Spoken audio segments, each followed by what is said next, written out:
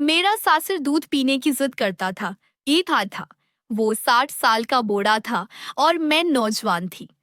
मेरी शादी को कुछ ही दिन हुए थे। एक रात मेरा शौहर घर पर नहीं था। मेरा सासर मेरे कमरे में आया और कहने लगा, मुझे दूध पिलाओ, मैंने दूध पीना है। वो जिद करने लगा और जबरदस्ती मेरे कमरे में आ गया। जैसे ही उसे मौका मिला, उसने मेरे साथ पूरी रात। कहानी में आगे बढ़ने से पहले अब दोस्तों से दरख्वास्त है, हमारे चैनल को सब्सक्राइब करें। मेरे शादी को अभी सिर्फ 4 दिन ही गुजरे थे। मेरे ससुराल में बस मेरे सासर ही रहते थे। शादी की रात मेरे शौहर अख्तर ने खास तौर पर कहा था कि मेरे अब्बा को बहुत गुस्सा आता है, वरना वो गुस्से में पागल हो जाते हैं। 4 दिन से मैं भी यही देख रही थी कि जब भी अख्तर को आवाज दी जाती, उसकी रंगत जद पड़ जाती, वो घबरा जाता और फौरन कमरे से बाहर निकल जाता। अख्तर की ये हालत देखकर मेरे दिल में भी सासर का बड़ा रौब बैठ चुका था। 5वां दिन था जब सुबह ही सुबह अख्तर ने कहा कि आज हम बाहर घूमने चलेंगे। मैं बहुत खुश थी, मगर जैसे ही मेरे सासर ने अख्तर को पुकारा, वो फौरन कमरे से बाहर चला गया। बाहर से मुझे मेरे सासर के चीखने चलाने की आवाजें आ रही थी। वो कह रहे थे, 4 दिन शादी के हंगामे में गुजर गए। तुम्हें एहसास भी है कि फैक्ट्री में तुम्हारी गैर हाजिरी की वजह से कितना नुकसान हो सकता है, और आज फिर तुम छट्टी करके बैठ गए हो। पूरा फैक्ट्री जाओ और तमाम मजदूरों के सिर पर खड़े हो ताकि वो ठीक से काम करे। तुम्हारी शादी मैंने इसलिए नहीं की कि तुम बस अपनी बीवी के साथ कमरे में बैठे रहो। ये सुनकर मुझे बहुत गुस्सा आया। अभी कुछ ही दिन हुए थे हमारी शादी को, और उन दिनों में भी मैं ही सब काम कर रही थी। नाश्ता बनाने के बाद भी मेरे सासर उसमें नक्स निकाल चुके थे। अख्तर ने मुझे मोहब्बत से समझाया था कि अबू की बात का बड़ा मत मानना। मैं उन्हीं बातों में उलझी हुई थी कि मेरे सासर का मिजाज ऐसा क्यों है। लेकिन आज जो शोर शराबा उन्होंने मचाया, मैं तो डर ही गई थी। अख्तर जब कमरे में वापस आया तो उसका चेहरा यात्रा हुआ था। कहने लगा, माजरत चाहता हूँ, मुझे फैक्ट्री जाना पड़ेगा। मैंने कहा, कोई बात नहीं, काम पहले है, बाहर हम फिर भी चले जाएंगे। अख्तर फैक्ट्री चला गया और मैं बावर्ची खाने में बर्तन धोने लगी। शादी के तीसरे दिन ही मैंने खाना बनाया, घर के सारे काम किए, क्योंकि मेरे सासर ने नौकरानी को निकाल दिया था।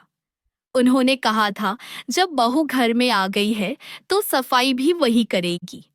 मैंने पूरे घर की सफाई कर ली थी और थक हार कर अपने कमरे में आराम के लिए जाने लगी तो सासर ने मुझे आवाज दी। मैंने अच्छे से 2 पटा और लिया और उनके कमरे में चली गई। मैंने पूछा, अबू जी कुछ चाहिए? उन्होंने मुझे सिर से पांव तक बड़े गौर से देखा और अजीब अंदाज से अपने खुशक होंठों पर जबान फेर कर कहने लगे, दूध पीना है। ये सुनते ही मुझे सबसे पहले अपने 2 पटे का ख्याल आया, क्योंकि वो मेरे सीने से सरक चुका था। मैंने पूरा अपना 2 पटा दरस्त किया और बावर्ची खाने चली गई। मेरा दिल जोर जोर से धड़कने लगा था। मुझे कुछ अजीब सा महसूस हो रहा था।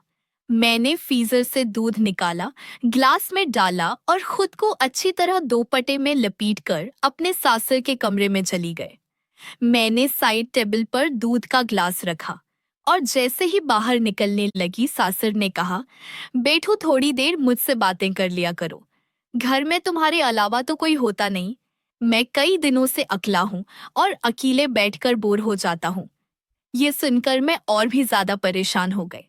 उनके कमरे में बैठने के लिए कोई कुर्सी नहीं थी, इसलिए मुझे मजबूर न बिस्तर के किनारे पर बैठना पड़ा। उन्होंने आधे राल्फ आधे की बातें शुरू कर दी, मगर जैसे ही उन्होंने दूध का गिलास मुंह से लगाया, पूरा हटा दिया और बोले, ये बहुत ठंडा है, मैं उतना ठंडा दूध नहीं पी सकता, मुझे तो गर्म दूध पसंद है। ये कहकर उनकी नजरें मेरे चेहरे से होती हुई मेरे पूरे जिस्म पर सफर करने लगी। उनकी नजरों में कुछ ऐसा था कि मुझे बेचैनी महसूस होने लगी। मेरे माथे पर पसीने के कितने नमाया हो गए थे। मैंने जल्दी से दूध का गिलास लिया और दोबारा बावर्ची खाने चली गई। मैंने दूध को हल्का सा गर्म किया और फिर वापस ले गए। जैसे ही मैंने गिलास उनके सामने रखा, उन्होंने दूध के साथ मेरा हाथ भी थाम लिया। मुझे तो जैसे पूरे बदन में कंठसा लगा। मैंने फौरन घबराकर हाथ खींचना चाहा, तो उन्होंने छोड़ गया। मैं कमरे से निकलने लगी तो कहने लगे, कहाँ जा रही हो? यहाँ बैठो, मुझसे बातें करो। तन्हाई मुझे डसने लगती है। ये सुनकर मेरा दिल और ज्यादा बेचैन होने लगा। फिर कहने लगे, तुमने शादी के अगले दिन जो गुलाबी रंग का शॉर्ट पहना था, वो बहुत खूबसूरत लग रहा था। आज वही पहन लेना। ये सुनकर मुझे बहुत बुरा लगा। ये फरमाइश तो मेरे शौहर को करनी चाहिए थी, मेरे सासर को नहीं। जब ही अख्तर फैक्ट्री चला जाता, मेरा सासर मुझे अपने कमरे में बाला लेता। अजीब नजरों से देखता, बार बार अपने होठों पर जबानें फेरता और कहता, मुझे दूध पीना है, मुझे गर्म दूध करके दो। जब मैं दूध देकर जाने लगती, वो मेरा हाथ पकड़ लेता और कहता, मेरे पास बैठो, मुझसे बातें करो। मैं कोई बहाना बनाकर निकलने की कोशिश करती कि मुझे खाना बनाना है, बर्तन धोने हैं, मगर अब मेरा दिल बहुत बेचैन होने लगा था। मैं सोच रही थी कि अख्तर से बात करनी चाहिए, लेकिन कैसे? वो तो अपने बाप के सामने कपता था तासा सिर झुकाकर बस जीजी और कहता रहता था। एक दिन मैं बावर्ची खाने में काम कर रही थी कि अचानक मेरा सासर वहां आ गया। उसने मुझे पीछे से पकड़ लिया, झटके से टेबल से लगा दिया और जो कुछ मेरे साथ किया मैं बता नहीं सकती। मैं किसी तरह अपनी इज्जत बचाकर अपने कमरे में चली गई, दरवाजा बंद कर लिया, कंडी लगा दी और बेड पर बैठ गए। मेरी सांसें तेज हो रही थी, मेरा वजूद काम पर हाथ था। मेरी आंखों से आंसू बहने लगे। मैं सोच भी नहीं सकती थी कि मेरा सासर मेरे साथ ऐसा कर सकता है। मैंने फैसला कर लिया कि मैं अख्तर से बात करूंगी। प्यारे दोस्तों, उम्मीद है आपको हमारी कहानी पसंद आई होगी। अगर कहानी पसंद आई है तो वीडियो को लाइक करें और चैनल को लाजमी सब्सक्राइब करें। अगली वीडियो में मिलते हैं। शुक्रिया।